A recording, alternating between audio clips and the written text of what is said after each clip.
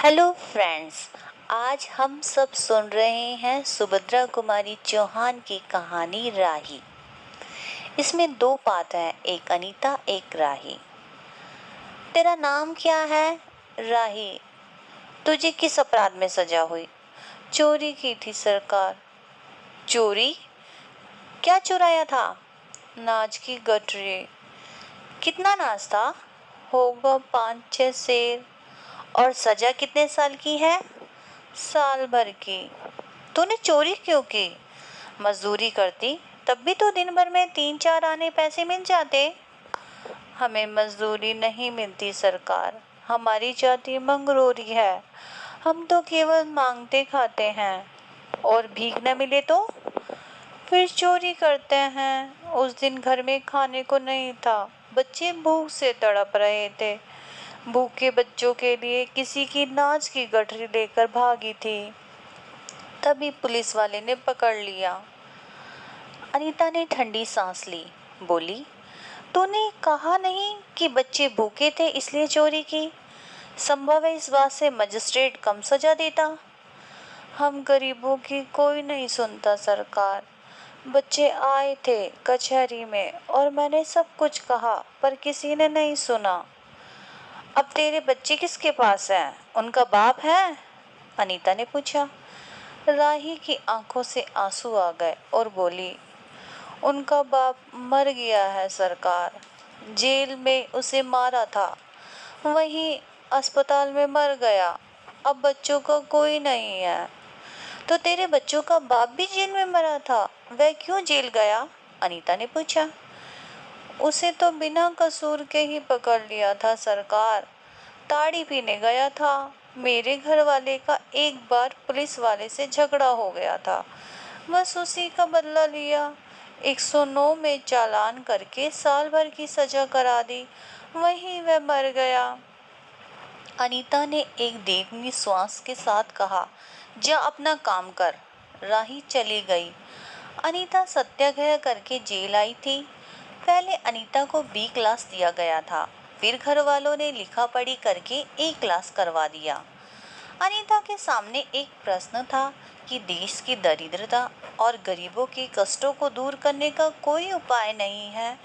हम सब परमात्मा की संतान हैं, एक ही देश के निवासी।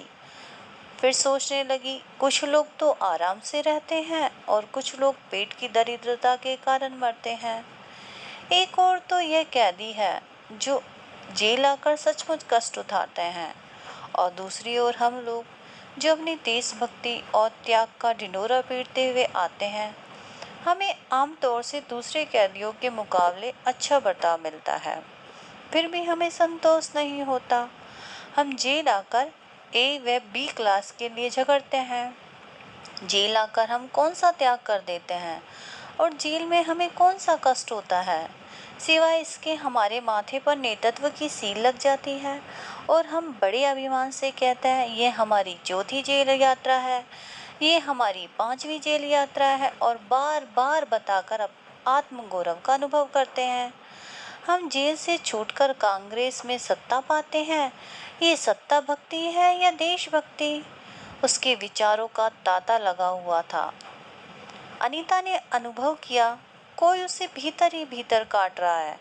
उसे बार बार लग रहा था कि उसकी देशभक्ति सच्ची देशभक्ति नहीं है, वरन एक मजाक है। उसे आत्मग्लानि हुई, साथ ही साथ आत्म अनुभूति हुई। अनीता की आत्मा बोल उठी, सच्ची देशभक्ति तो इन गरीबों के खून में है। यह कोई दूसरे नहीं है, हमारी ही भारत माता की संतानें हैं। हम इन गरीबों की कुछ सहायता कर सके तो हमने अपने देश की सेवा की है। शिक्षा और अज्ञान का इतना गहरा पर्दा इनकी आंखों पर है कि होश संभालते ही माता पुत्री को और सास बहू को चोरी की शिक्षा देती है, और उस पर उनका विश्वास कि चोरी करना ही उनका कर्तव्य है।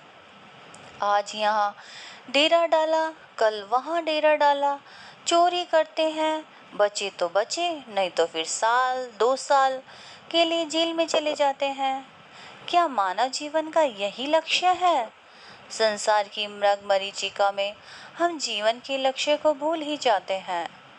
राही जैसी अकेली, भोली भाली किंतु गुमराह आत्माओं के कल्याण की साधना जीवन की साधना होनी चाहिए।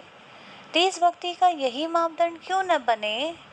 अनीता दिन भर इन्हीं विचारों में डूबी रही। शाम को भी इसी प्रकार सोचते हुए सो गई। रात में उसे सपना देखा कि जेल में से छूटकर इन्हीं मंगरोरी के गांव पहुंच गई और वहां उसने एक छोटा सा आश्रम खोल दिया। इसी आश्रम में छोटे छोटे बच्चे पढ़ते हैं, स्त्रियां सूत काटती हैं और दूसरी तरफ मर्द कपड़े बुनते हैं, रुई बुनते हैं। शाम को उन्हें धार्मिक पुस्तकें पढ़कर सुनाई जाती हैं। भीख मांगने वाले और चोरी करने वाले आदर्श गांववासी बन गए हैं। रहने के लिए छोटे छोटे घर बना लिए हैं। राही के अनाथ बच्चों को अनीता ने अपने साथ रखने लगी है। रात में वह बहुत देर से सोई थी। सुबह 7 बजे तक उसकी नींद न खुल सकी थी। अचानक स्त्री जेलर ने उसे जगा दिया और बोली, आप घर जाने के लिए तैयार हो जाएं। जाइए, आपके पिता बीमार हैं। आप बिना शर्त के छोड़ी जा रही हैं। अनीता अपने स्वप्न को सच्चाई में परिवर्तित करने की एक मधुर कल्पना लेकर घर से चली गई। तो ये कहानी यहीं समाप्त होती है। इसको सुनने के लिए धन्यवाद। प्लीज़ मेरे चैनल को लाइक, शेयर एंड सब्सक्राइब कीजिए। अब मिलते हैं अगली कहानी के साथ। तब तक के लिए बाय बाय।